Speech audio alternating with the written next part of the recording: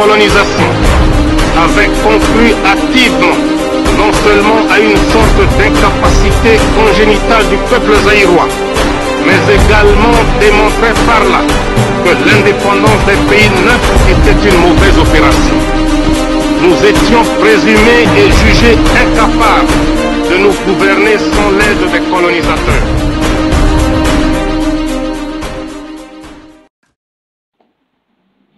Bonjour à tous et bienvenue sur maïso.com.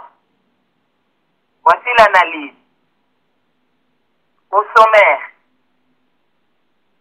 conclave de Bruxelles, des couacs au démarrage et présence de Tom Perriello, l'envoyé spécial du président américain dans la région des Grands Lacs. Daryl Lewis, le mercenaire présumé dans le dossier de Moïse Katumbi, est remis en liberté. C'est notre page de divers qui va boucler cette édition. Bonjour Kerwin. Bonjour à tous au nom de maïso.com et surtout merci pour votre fidélité. Nos coordonnées, numéro de téléphone 0033 758 469 414, notre page Facebook, c'est Kerwin Maïso. On a aussi un groupe Facebook, les amis de Kerwin Maïso le panafricain. Sinon, on vous conseille de vous abonner sur la chaîne YouTube Kerwin Maïso. Comme ça, vous aurez en primaire l'analyse. Sinon, vous avez le choix entre nous suivre sur www.maizo.com ou bien vous allez sur Congo Synthèse ou bien sur hot243.com. Vous pourriez suivre cette émission. Merci à tous les sites qui nous relaient. Premier sujet, conclave de Bruxelles. Commentaire na analyse sur Makambo au réseau de Kakuna na Bruxelles au Esaleli conclave autour de quel sujet. Conclave ya Bruxelles ou bon tozo bengango ya Bruxelles hein ezo salama na château à Genval dans l'arrière-cour ya Bruxelles et bandaki lobby. Normalement il fallait bandana tongo mais quoi que salamaki parce que bah se metaki d'accord sur ordre du jour te bien que na invitation ordre du jour ezalaki. Mais tant on va commis sur place tellement que bato bazalaki disparate ya midele nyonso o babengi ba opposant o babengi bata société civile et tout ça bah se metaki vraiment d'accord te ce qui fait que au lieu bandana tongo oyaki ko bandana 17h l'air Etienne Tshisekedi akotaki et asalaki discours d'ouverture et on est salaki que dans la journée bah kei disons batu ya dynamique de l'opposition bah kendaki na ambassade ya États-Unis kokutana na Tom Perriello Oyo Azali, envoyé spécial, il y a président américain Barack Hussein Obama dans la région à Grand Lac. Et à Yebisi Bango que solution pour la Makamambo Kanabino Izali unité et qu'on dégager leader Moko pour l'avenir Yambo Kanabino. Donc, deux mots. D'abord, il faut opposition Basangana et ensuite, il faut dégager leader Moko pour résoudre problème ya kolongo la Kabila na pouvoir. Après, ayepe kokutanana Etienne Tshisekedi pendant 1 heure à huis clos et na 17h Etienne Tshisekedi a ça la discours na. Qu'est-ce que cela montre? D'ailleurs, sur lundi édition à 8h30 il y a RFI Lelo na Tongo que il y avait des difficultés pour ne démarrer et heureusement que bas diplomate na pluriel occidentaux bazalaki wana et bazalaki ko jouer facilitation. Donc, réunion Oyo, Etienne Tshisekedi a organisé au nom de l'UDPS autour de lui. Derrière lui, il y a des diplomates occidentaux. Tom Perriello, à aux États-Unis, a Yekofan en Belgique, pour assumer facilitation. Kaka les mêmes bateaux. Pour Mikolo, nzembe komi unité. Soko lingo yeba mutazana kanini. Mutalia kawapi. Nani alete, nani asimbi, nani asimbite. Nani ba pakoli et pakolami, nani ba pakoli te, landaka kana discours. Discours est commis, unité. Donc, unité na bango ezali, bokamati ntaba, na pondu, boche sikamoko, bokamati soso, na loso, boche sikamoko, au nom de l'unité. Soki taba ale pondu, soso ale loso, comme ça, lion ntambwe, ou ntambo, aye sikoyo, ale na ntaba na soso. C'est comme ça que les choses doivent se passer. Donc, comme unité, on voit que les diplomates sont derrière. Et grave soki conclave wana ya Bruxelles esili bakokende ko remettre ba résolution ou bakokende ko présenter ba résolution bango bakozwa epai ya Didier Reynders, ministre belge des Affaires étrangères. Au nom de quoi? Ye Didier Reynders aza nani? Soki tolobi totala ba rapport na ye na Congo ezali ndenge nini? Tokende na Katanga, le roi du Katanga c'est Forest. Gouverneur ya Katanga oyo azali candidat ya G7, oyo azali na influence makasi na kati ya Front Citoyen ezali Moïse Katumbi. Or on sait que au Katanga okoki koya kotimplanter wana te soki quelque part Forest a copté yo te, soki quelque part Forest a mettre yo sous protection na yete. Mais toyebi pe que Moïse Katumbi c'est la fabrication de Joseph Kabila. Joseph Kabila, pouvoir politique na Kinshasa, et Moïse Katumbi, volet économique na Katanga. Donc, Moïse Katumbi, influence au Zalaki Nango, Forest Kuki Kozala Kimiate, et Moïse Katumbi Kuki Kozala Biente, Soki Bangomi Balé, Bazali en synergie. Donc, quelque part, Bangomi Balé, Bazalaki ko entretenir par la force des choses, ba relation, soit de coopération, soit de collaboration, soit de subordination, mais il y avait des relations. Et Toye Bibi Sonyon que Didier Reynders azali na ba rapport très proche. Et ça même na ba source, mais là on n'a pas de preuves. Moyen to lobate que ça vrai, ba lobaka même que moi na Didier Reynders abala na famille à The Forest. Donc bango basa na ba intérêt énorme na Congo, ezala Didier Reynders, ezala Louis Michel. Et bazo kende ko remettre bango ba résolution oyo ekobima na conclave. Et loko ni nezo sala ma avant même tokota na conclave. Ezali que baki ko sala Front Citoyen chez na l'île de Gorée, place d'esclaves bataille ko longo Afrique ba kende États-Unis. Et loko wana eza échec. Ezali échec. Et yangwana ba ko bandela yango lisusu na Belgique. Ezali ka Front Citoyen bis na Belgique ba réunir nani. Kaka oyo pour na Gorée balobaki ba réunir opposition na société civile. Basala Front Citoyen commun contre Joseph Kabila. Les rebeti poto, une bonne partie à Batou, ba boy na banko s'adhérer, ba comprendre supercherie za nakati, ba bandeli yango lisusu na Belgique. Autour de Tshisekedi, opposition ndenge bazo benga yango na société civile, oyo bango moko ba sélectionner, basala front commun moko boye, ba pesango kombo balingi, mais c'est un front commun contre Joseph Kabila. D'ailleurs, le discours de Tshisekedi l'a dit. Tom Perelo a yebisi bango unité, un seul leader contre Kabila. Tshisekedi a ye koyebisa bango unité pour chasser celui que l'on sait. Attends même comme on a été. To bengana moto yobino yo soboyebi. Pour na to bengana ye, il faut unité et to bengana ye en douceur, pas brutalement. Moto azali brutal, azali na manduki. Mais il faut pas benganaye en douceur.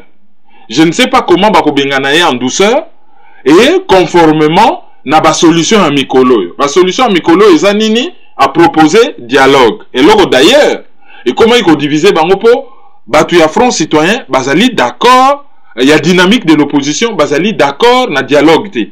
D'ailleurs, otala na eloko basali wana Kamere na INC bazali banda, Eve bazali bana MLC bazali libanda. Bango batu officiellement bazobo ya dialogue. Et na Katia Sal, le Tshisekedi aye très fatigué, il sort d'une maladie, il y a aussi un problème d'âge, très fatigué, batu nyonso, ba telemi, ba applaudir ye, neti mo konjaye kokota, siko ba chef ba parti mususu ba applaudir ye, asali discours na ye, en résumé, il faut batu ba sangana ba bengana Joseph Kabila, et il faut batu nyonso ba kende na dialogue, conformément à la Constitution, de telle sorte que les 19 Kabila à rendre doucement pouvoir, alors ceux qui élection salamité, après sa pouvoir et pas à Moutoumoussou, on a sous-entendu transition, oyo, ils allaient prévu dans la Constitution, tepo, Constitution, ils ont prévoir transition moko fonctionnelle, mais pas une transition institutionnelle. Ils ont le bas, président, ce qu'on a déjà élu, akotikala en place, disons oyo akala akotikala en place jusqu'à ce que oyo basi ba voter à s'installer. Donc ça dit transition moko fonctionnelle. Bango na ba discours na ye ozomona vraiment que azolo ba délai à constitution, mais soko tali proposition oyo azo sala ezo rejoindre inquiétude oyo professeur Freddy Matungulu a exprimé qui que soki toke na transition ngi koloba texte constitutionnel à Sika, et qui dit texte constitutionnel à Sika dit aussi que Kabila a le droit de se représenter à quoi compétir dans l'élection comme tout le monde, d'autant plus que l'air bango bazo se réunir na Bruxelles. Corneille Nanga a déclaré na RFI que c'est impossible, il y a qu'à organiser l'élection dans les délais, c'est impossible. Il y a qu'à organiser après. Donc, Togokota na glissement oyo batu ya Belgique bakei ko entériné. Alors, tala ndenge sa les opesa. Batu nyonso yo ya sangisa, ça dit oyo bazali impliqué na bilan catastrophique ya Kabila. Batu nyonso wana mingi bazalaki na sala. Oh, bazali impliqué na bilan catastrophique. Aujourd'hui, opposant d'accompagnement made in Kingakati, ça dit fabriqué vraiment par Kabila. Bazalaki nakati. Balobi ezali conclave ya opposition. Alors, expliquer biso que faisait Francis Kalombo dedans. Yemutu Azali, secrétaire général du PPRD chargé de la jeunesse. Donc PPRD côté nakati opposition. C'est ça la question. Et ce que tali combattant ba invité entre guillemets na bien entre guillemets o ba invité à titre individuel. Ezali batu nyonso oyo basi ba bengana na combat pour cause de corruption. Corruption morale, misusu corruption physique, tout ça, corruption, je veux dire palpable, pas morale, mais corruption tout court. Ezali bato ba bengana irréductible o président bazali ba opposant o ba benga ba vrai combattant bango bazawana te. D'ailleurs, c'est à tout leur honneur pour ceux qui la kawana, banga sa neti batu oyo bazo contribuer na ko enfoncer mbok. Donc eloko ezali wana ezali que basali front citoyen po bazali na mutu na bango occidentaux basi ba poni bango bache Kabila na pouvoir, mais pour na ko bengana ye bakomi ko senga peuple congolais a bengana mutu oyo bango bachaki. Ce sont les Américains qui sont venus avec les Rwandais. Bango batu ba pesa ki bango ba moyens logistiques. Bango batu ba pesa ki bango ba moyens ya communication. Yangwana Laurent Désiré Kabila ba Rwandais ba yaki na ye na Kinshasa. Pas que ye ayaki na ba Rwandais, eza ba Rwandais batu ba yaki na ye. Et atike libiso ba Rwandais na batu paya ba occuper ba poste clé ya mboka. Bango ba occidentaux batu ba tela biso Joseph Kabila na pouvoir. C'est à bango nde batu ko chasser ye. Sikoyo bango ba tie mutu na pouvoir ba commencer nga peuple congolais ba chasser ye. Et pendant ko chasser ye, ba kamati classe politique oyo pourri, vraiment pourri. Soka batangi ka ba kombo, ils ont ça pas l'impression d'une réunion politique. Ils ont ça l'impression d'être une conspiration de mafieux. Na bato bazali quand même moins propre, basangani na batu oyo moralement, politiquement, sok batali sur le plan historique, bazali très sale. Basangani na bango, et c'est l'image que ça donne du pays. Alors, tu sais que dans ça qui discours, lelo oyo babandi sikoyo kosolola pour liboso makamboleka mi ba tractation à huis clos ba groupe ba nini na ba diplomate, mais lelo des années plénière ba kosolola makambutu pour pesa résultat ni rien de bon. Et ko ça nango rien de bon. Pendant ce temps en Kinshasa, qu'est-ce qui se passe? Joseph Kabila azoke ene ko beta tour na Lubumbashi. Ba lobeli batu na butu ke koza la journée chômée payé na Lubumbashi, ba étudiant, ba commerçant, ba fonctionnaire, batu nyonso na aéroport bokende ko yamba rais. Lera bango moko ba comprendre que batu ba lingité et que so batu ba kei ba ko wolola ye, ba sali nini maire à Lubumbashi a communiqué que batu ba se déplacer te donc koza l'accueil moko un peu privé. Pour ba yebi que ba ko wolola ye, ake ko sala ni na Katanga, ake ko tester popularité naie, on ne sait pas. Alors, si vous êtes total côté à Bruxelles, F Bazaïba, Libanda, pour ça n'a pas point où bango baza d'accord te, Vital Kamere, Libanda, pour ne ça n'a pas point baza nango d'accord te, Mokia, discours na c'est connu contre les occupants yé peut battre kutu en dehors apusa na kutu te d'ailleurs alingaka yana yepeta lobaki yango ka yana yete et Moïse Katumbi mutu ezalaki prévu azala oh yaza hospitalisé atindi message kaza hospitalisé à Koyate. Alors le boulot est en train d'être fait par la presse belge, par la classe politique où ils ont ça vraiment l'impression d'être un conglomérat d'aventuriers comme Baoutaki Libanda, c'était vraiment un conglomérat. Sangisa Bitoto, Sangisi, bon, ils sont là en train de faire Bengi conclave. Résultat à Malonga Penda et Kozalati. C'est le mérite Nango, c'est d'avoir existé, d'avoir permis au peuple congolais de voir ensemble cette classe politique pourrie. Ben après, et Robotani.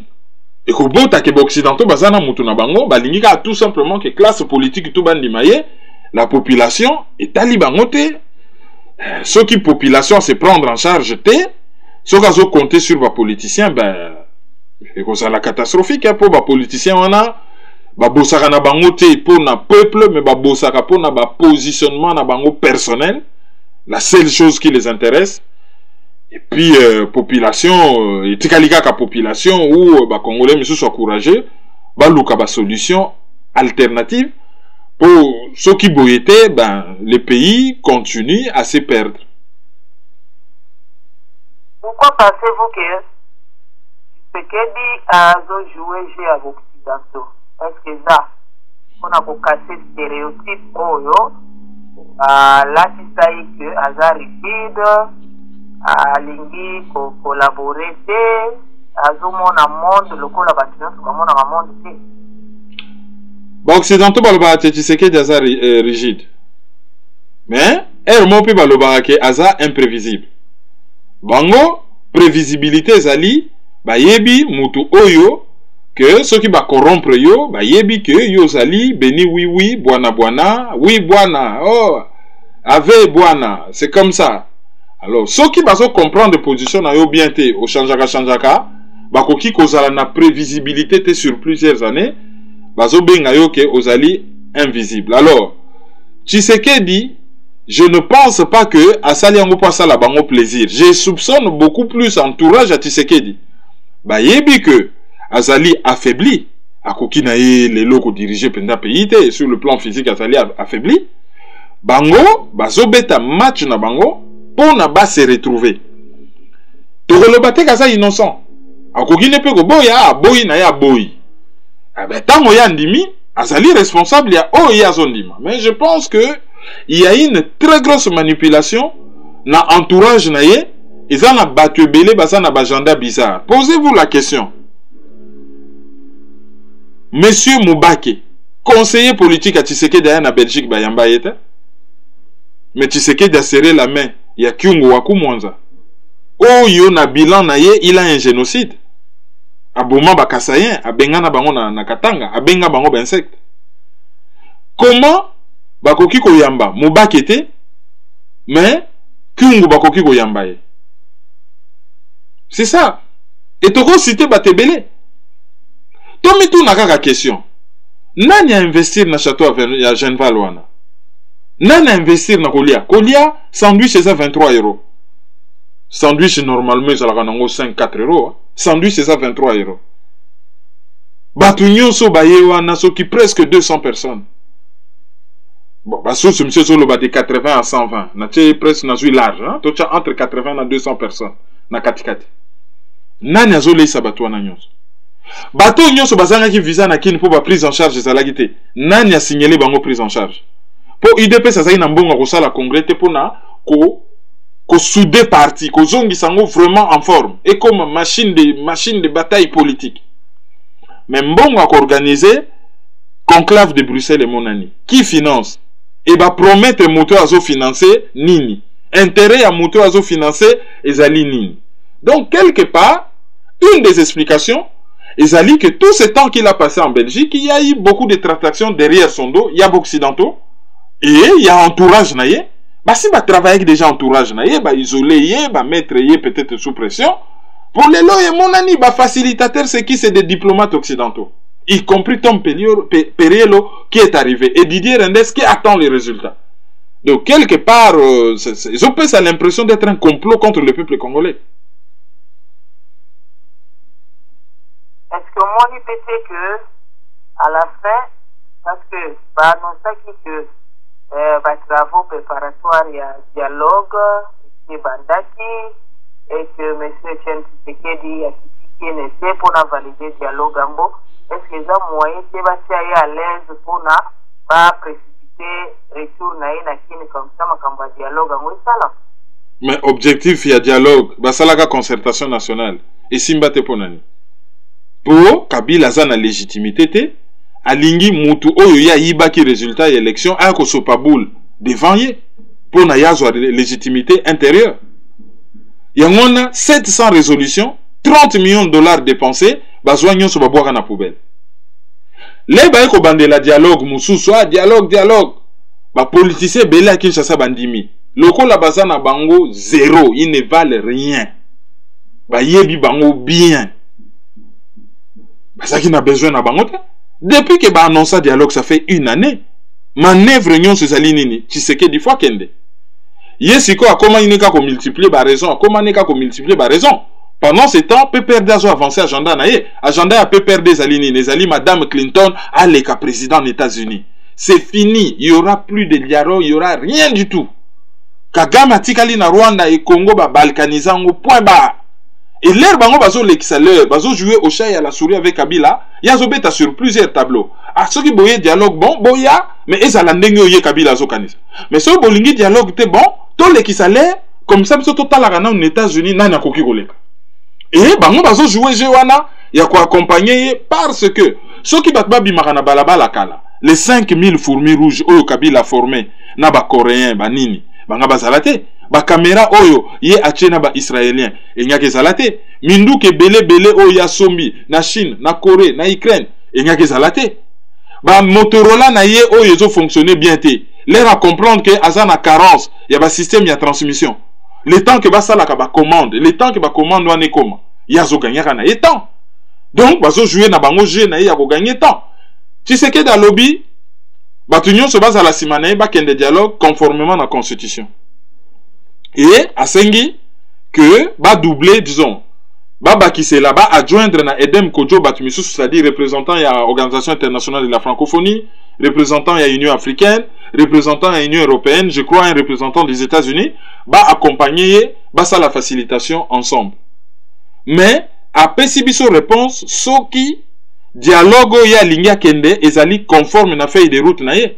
Et question on a tout naga depuis une année. Feuille de route c'est bien beau. Conclave de Bruxelles, c'est trop kitoko na château à kitoko.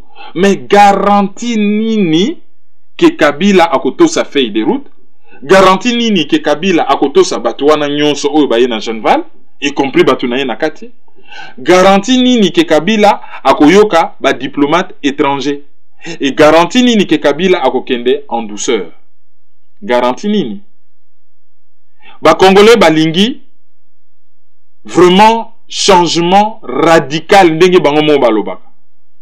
Donc balingi même alternance ya solo, c'est-à-dire que bato balongwe na système nyonso kei et système ya sikekoti. Mais oyo bazo proposer les ba Congolais, ezali simple changement. Ah, Saint-Pierre longwa na Saint-Paul kota. Kaka même véhicule en panne, les chauffeurs moko kita chauffeur ami balé même zela même direction. C'est ce qu'on nous propose. Garantie nini bazanango que cette fois-ci Kabila akotosa et que Kabila pour tolobaki Kabila pour naie dialogue c'est pas question de vie ou de mort et comme même question de survie. Survie naie zo dépendre na yango. Ako se défendre avec l'énergie du désespoir pour sauver sa peau. Je ne parle même pas de son avenir politique. Je parle vraiment de sa peau physique. En dehors il y a pouvoir Kabila za mutu akokufa. Les Occidentaux n'en veulent plus à sa salibéreur, Bachaki n'a pouvoir à sali, on n'en veut plus, mais vraiment plus. Bah, oyo Bachaki, ba benganaye. Siko bazo lati sa wana chapeau, classe politique congolaise pourri, bo benganaye. Ce qui est dégénéré, ah, et cause à la faute à ba Congolais. Ce qui est dégénéré. Ndenge basala ki élection go Imulunda. Il y a 2006, il y a Bango. Il y a 2011, Batchengo Imulunda. Ah non, ce sont les Congolais, hein, bazo organiser ngo bango moko. Les reyindi, ah, mais ça faut tabac congolais, hein, bango mutu basala ki yango mabe. Il fallait ngo imulunda jwa courage à kolobaki, ah non. Ah, botu na Belgique, botu na PNUD, bango tu ba participer ki. Belgique a tchaki mbongo, ezali ngaite, biso tout. Ba impliqué bango na kati ya fraude. Et bango bazonga na likamusu sa qui pense Pilate. Ah, biso to tche Kabila me bino bo bengana ye. Soke simbi, bango ba yeko bima, bata malamu. Ah, bon moni, biso to amote a malamu. To bengane li bino Kabila zay ko faire souffrir bino. Mais soke simbi te, ah non, ce n'est pas de notre faute. Classe politique na bango. Ba se réunissaki na Bruxelles, ba lobby unité, ba sangana ba bengana ye, et simbi te. Donc tout ça c'est de la manipulation. Tant que Togo Longola a l'esprit que le pays est infiltré, le pays est occupé, tant que Togo Longola a l'esprit, qui sont nos adversaires, à commencer par les Occidentaux, la solution yon se bazo lukawana, ezali o babengaka simple révolution dans un verre d'eau. Et la deuxième sujet, libération, il y a Daryl Lewis, le mercenaire présumé dans le dossier de Moïse Katumbi. Daryl Lewis, Muto bakangaki comme mercenaire na dossier Moïse Katumbi ou américain, ba libéra qui est lobby. Le lot ozali jeudi donc ba libéra qui est mercredi à Zozong États-Unis.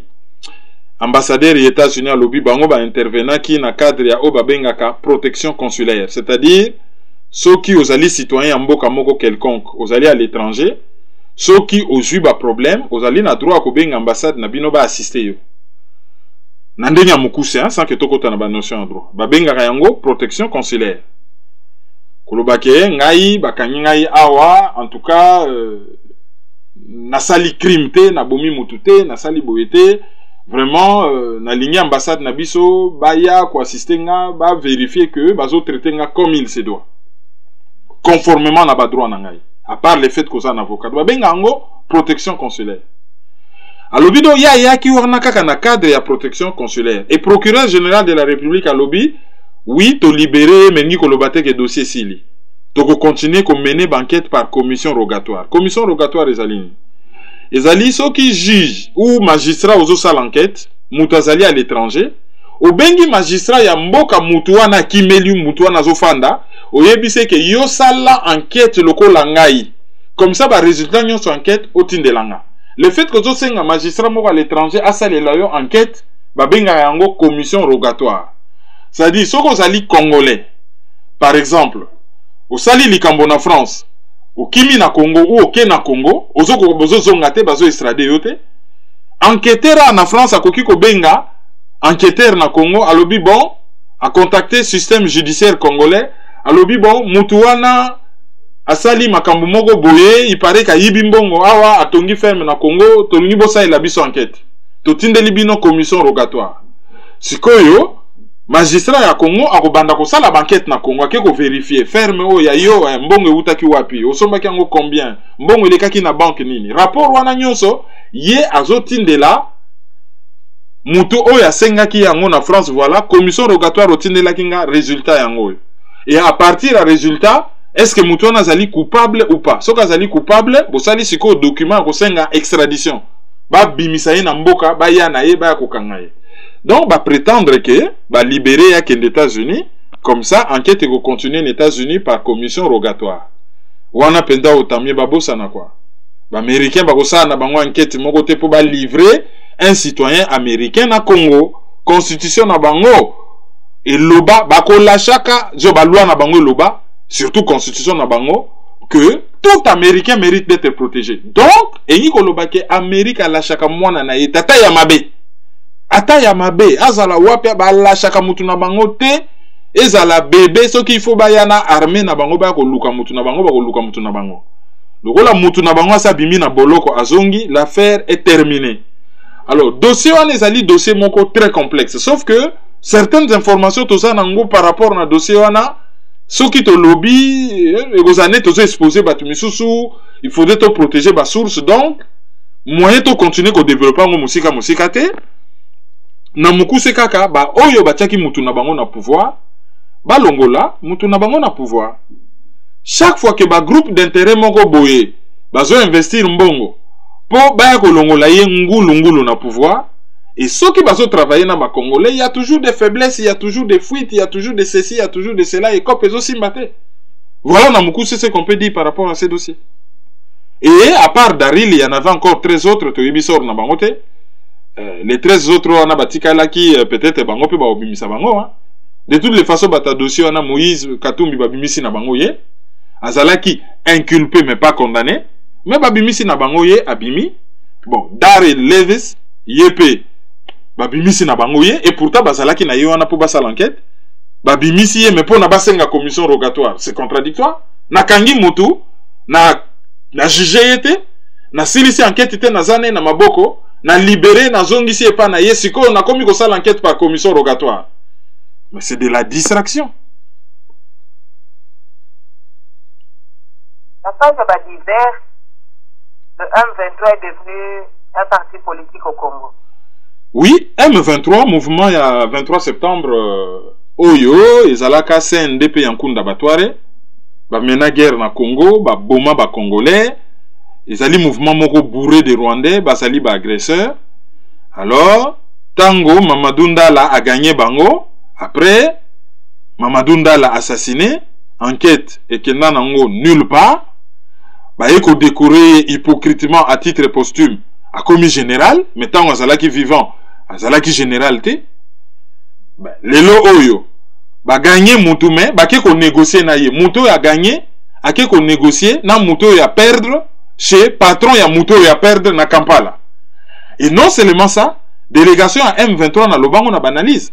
Ticket na bango, kolia na bango, kolala na bango, tout était pris en charge na ba négociation à Kampala par le gouvernement congolais. Et bah na bango tout bonnement na kin na demi-délégation, ba tout ni bango mais il fallait boya ba totan ba lobité. Bo bimisa ba oyo basa na prison pour ba compléter délégation na biso. Et non seulement ça, Bochab a agréé M23 comme parti politique. Donc, Lelo Oyo, c'est comme si, j'exagère à peine. Naïbi que, exemple, on est allé exagérer, mais pour n'avoir saisir ce que je voulais dire, c'est comme si Lelo Oyo, a agréé ba nazi na Israël, et comme parti politique na Israël, ba nazi na Israël. Il n'y a qu'au Congo où on peut voir ça. Pays moko bizarre. Lobiku tomonaki ministre Thomas Louaka augmentation ya prix internet, yé ministre ya nouvelle technologie de l'information et de la communication, a yebi décision anate. Donc eloko to lobaka ke, te ça na gouvernement parallèle. Loko ba congolais ba lela lokumu. Ba ko chayo wana na titre moko pompe ministre, ba tchelio moi d'écart, moi ba garde du corps, yozo bimaneti moi yanke ya pakoti. Et derrière, les ana bateau bazana vrai pouvoir bango ba yebanite, bazo sala grand boulot et bazo sakana na mboka. Bango ba yeba ba décision te hein. Thomas Louaka a yebité tout comme Mata Tamponyo na RFI a yebaki te ke bazote ka mini ya tenke fungurume. Na yena kabila ba yebaki na bango te selon Mata Tamponyo. Et Thomas Louaka pe a yebité na matisi prix internet. Ako sala enquête, yé ministre. Ako sala enquête. Ça c'est vraiment grave. Hein? Donc d'un côté, conglomérat aventuré na mboka. Bazo sakana na mboka ndenge balingi. De l'autre, deuxième conglomérat aventurier, Bakutani na Belgique, il y a quelques personnes respectables parmi eux. Je dis bien, globalement, c'est un conglomérat d'aventuriers. Parmi eux, il y a quelques personnes respectables. Bayepe Bakutani, et c'est ça la classe politique congolaise. Vraie catastrophe.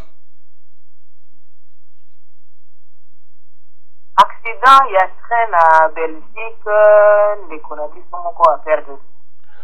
Oui, il y a une semaine, accident, train ya marchandises et tout anakina train ya ba passager na Saint-Georges, na ligne Oyo et Outaka Bruges, tina Liège na Belgique.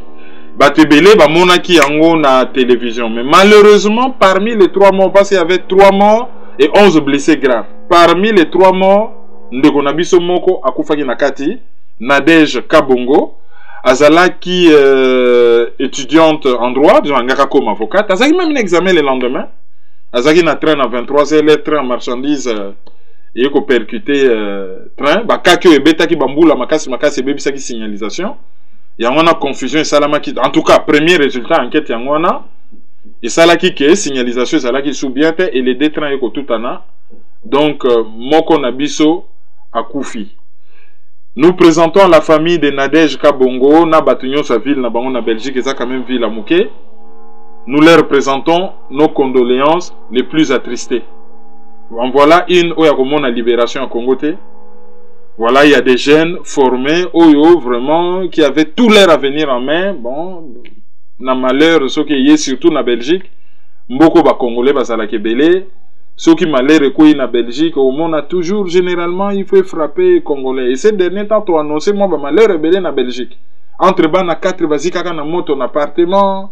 Entre bateau, bakufa ki na batanta, ba Congolais na kati, les lots sous accident à train, ba Congolais na kati. C'est vraiment pitoyable. Donc, nos condoléances les plus attristées à toute la communauté congolaise de Belgique et à la famille de la demoiselle Nadège Kabon. Auditeur du jour à Lelo, Ezali, Monka Maléo Prosper, Azali na région parisienne. Monka Maléo Prosper, Azali, auditeur du jour Nabiso Yalelo.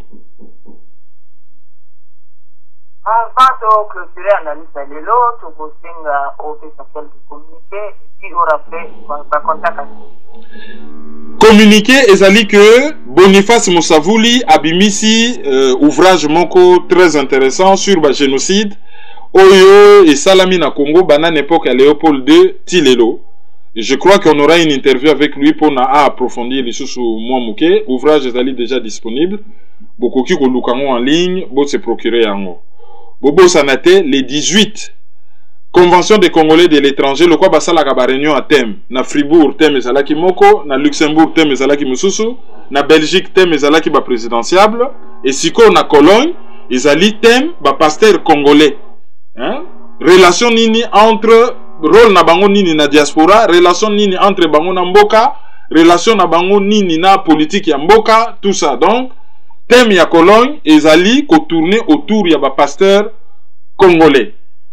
Et ko salama le 18 juin, batu ba ko salawane belé comme d'habitude, na yebi ke Bertin Mampaka ko sala, Anissé Mobe ko sala, ngana ko sala, Madame Mandaïla, Gisèle Mandaïla ko sala, batu vraiment ebelé. Et il y aura des débats de haute facture toute la journée du 18. Ce qui bokei na site internet convention des Congolais de l'étranger, beaucoup mona binonyon so ba coordonné, il y a événement. Sinon t'es na prochaine analyse to kopé sabino adresse complète. Bobo Sanate, Friends of the Congo, bazali le 2 juillet na Londres na événement ya munene, bobo zoapé adresse complète na analyse ezoya. Et puis le 9 Tokozala na bonne réunion moko munene et kozala sur le Congo tout public et zana batamakasi oyo ba soutenaka Congo ba yebi dossier congolais ba kozala wana soki na zui ba confirmation ngana zana première confirmation il faut deuxième confirmation na kopesa bino ba kombo ya ba conférencier nyonso mais au moins na koki ko confirmer que ngai na kozala wana donc et kozala bien. Et puis boye baka ke pour na Jeux olympiques, ezalina équipe moko ya Jeux olympiques ya ba réfugiés et kozala na Rio de Janeiro na Belgique et il y aura 2 Congolais hein, côté boxe et bakozala wana donc tokolanda bango ndenge nini bako évoluer donc je pense que kozala Popol Misenga. Et puis, Moussoussou, je n'ai pas encore son nom, mais Moko au moins, Ezali Popol Misenga, à Ozala, na Jeux olympiques, il y a Rio de Janeiro. Voilà les quelques communiqués na Zalaki na Yango. Merci mingi pour la fidélité na bino. Nazo rappelé bino kaka ba numéro à téléphone. Ezali 0033 758 469 414. Ezali lika mobile ya France pour na bato oyo balingi ko charger yango. Alors so bongo ba bato ba za na Jeux olympiques na compte ya équipe ya ba réfugiés ba congolais bokende na Paris Match article ezali déjà en ligne. Mais soki bongo landa ba info en direct sur ce qui se passe na conclave ya Bruxelles bokende na site politico.cd. Il y a Patient Ligodi batindi 2 envoyés spéciaux Ange Kasongo Adie na Jacques Kini bazali kuna et bazali ko updater d'informations d'heure en heure et tous autres quand même ba photo ebelé grâce aussi na Denise Dichochoa hein Denise Mukendi yé pas autre ba photo ebelé ils ont permettre que tout landa pas à pas ndenge nini ezali na ko évoluer lobby même si c'est pas important mais n'a préféré ko corriger les n'attaki ko citer ba département et région Île-de-France na tchaki code postal ya mabepo na département ya Val-de-Marne ezali 77 et puis 94 ezali Seine-et-Marne puisque Essonne ezali 91. C'était une simple correction. Et puis pour la likambo ya télévision, na Congo télévision botama na 1966 juste avant création en MPR. Et puis en 1971, là ba créé station terrienne Yansele. Ce botangi livre ya David Van Reybrouck Oyo asalaki Congo toute une histoire. Bon on a bien na katikuta so décrire que l'équipement ya station terrienne tant voyez ba interrompre ba étude ba tuna poto po ba kende ko maîtrisango parce que comment na po sala manakin il fallait qu'on soit capable ya ko retransmettre ngo na ba technologie à époque entre Kinshasa et ailleurs. Et combat wana ezalaka retransmis na RTNCT. Donc au lieu de dire station terrienne, je parlais de la télé, il y a des documents qui existent, il y a des faits qui ont été vérifiés. Donc si les gens pensent qu'il y a eu erreur, oui, au niveau du mot télévision, on voulait parler des stations terriennes, mais l'information est vraie, ezali documenté et ça existe.